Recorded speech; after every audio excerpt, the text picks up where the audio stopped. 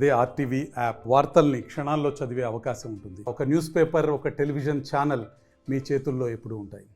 Governments faults కూడా ఉన్నాయి.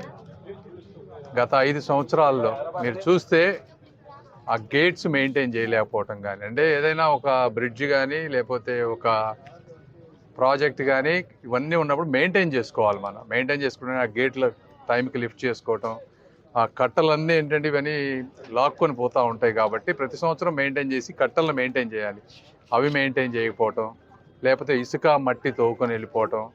కొంతమంది ప్రజలు కూడా ఏంటంటే ఇసుక మట్టి ఎవరో తవ్వుకుంటే మనకేంటిలే అనుకుంటారు. మరి ఇలాంటప్పుడు ఆ ఇసుక మట్టి తవ్వటం వల్ల జరిగేటువంటి అనర్థాలు ఇవన్నీ 5 సంవత్సరాల్లో మెయింటైన్ చేయకుండా ఉండటం వల్ల ఇటువంటి ప్రకృతి వైపరీత్యాలు వచ్చినాయి.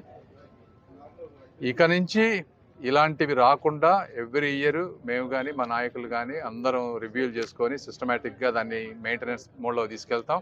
ఇప్పుడు నష్టం జరిగినటువంటి రైతులు ఎవరైతే ఉన్నారో వాళ్ళకి రాష్ట్ర ప్రభుత్వం నుంచి వచ్చేటువంటి సహాయం, కేంద్ర ప్రభుత్వం నుంచి వచ్చేటువంటివి, మూడోది ఇన్సూరెన్సు ఎంతవరకు మ్యాక్సిమం తీసుకురాగలమో ఇన్సూరెన్సు, ఈ 3 చేసి తర్వాత నెక్స్ట్ ఏ పంటలు అయితే వేయాలో వాటికి ఇమీడియట్గా ఏమన్నా ఈ విత్తనాలకి సబ్సిడీ కానీ ఎరువులకి సబ్సిడీ కానీ వచ్చే విధంగా చంద్రబాబు గారితో మేము చెప్పకపోయినా బాబు గారు ఆటోమేటిక్గా అవన్నీ చూస్తారు.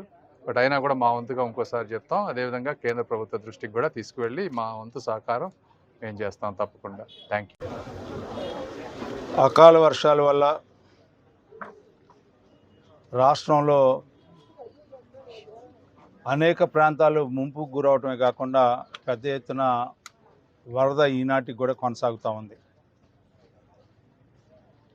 ఈ సందర్భంగా ఎవరైతే ఈ రాష్ట్రంలో జీవనం కొనసాగిస్తూ ఉన్నారో నా అనేది లేకుండా అందరూ కూడా కొన్ని ప్రాంతాల్లో ముంపుకు గురైన ప్రాంతాల్లో ఇబ్బంది పడుతూ ఉన్నారు.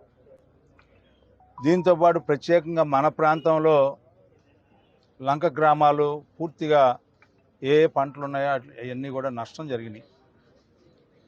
అదేవిధంగా మిగతా ప్రాంతాల్లో కూడా ఎక్కడైతే వరి పంట ఉందో ఆ వరి పంట కూడా ఇప్పుడు వరకు కూడా నీళ్ళలో ఉంటే వరి పంటకు కూడా ముప్పు వాటిల్లుతుందని చెప్పి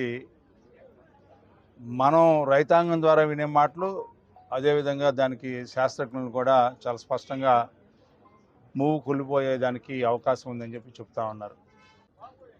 మనందరికీ తెలుసు, ఈ పక్కనే 2 గ్రామాలు అనవరపు లంక, కొత్తూరు లంక 2 గ్రామాలు కూడా పూర్తిగా లంకల్లో ఉండటం వల్ల పెద్ద ఎత్తున దాదాపు 25-30 సంవత్సరాల క్రితం 2004లో 2009లో 1999లో 10 లక్షలు 11 లక్షలు వచ్చింది, కానీ ఎప్పుడు 12 లక్షలు వరద రావడం అనేది మనం మొట్టమొదటిసారిగా చూడటం జరిగింది. అంతేకాకుండా రకరకాలుగా ఈ వరద వచ్చిన తర్వాత అనేక ప్రాంతాలు గతంలో ఎప్పుడు నీరు ఎరగని ప్రాంతాలకు కూడా నీరు పారటం వల్ల చాలా ఇబ్బందులకు లోనైనటువంటి పరిస్థితి. ఇలాంటి పరిస్థితుల్లో ఈ ప్రాంతాలన్నీ చూడటానికి ఈరోజు రేపు కూడా ఈ ప్రాంతాన్ని పర్యటించడం జరుగుతుంది.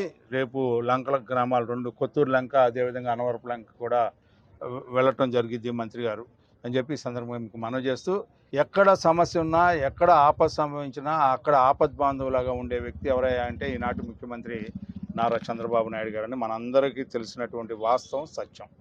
అంతేకాకుండా ఈ రోజున అగ్రికల్చర్ డిపార్ట్మెంట్ వాళ్ళు, అదేవిధంగా యానిమల్ హస్బెండరీ డిపార్ట్మెంట్ మరిన్ని వీడియోస్ కోసం ఛానల్ ని సబ్స్క్రైబ్ చేయండి. లేటెస్ట్ అప్డేట్స్ కోసం వాట్సాప్ ఛానల్ ని ఫాలో చేయండి.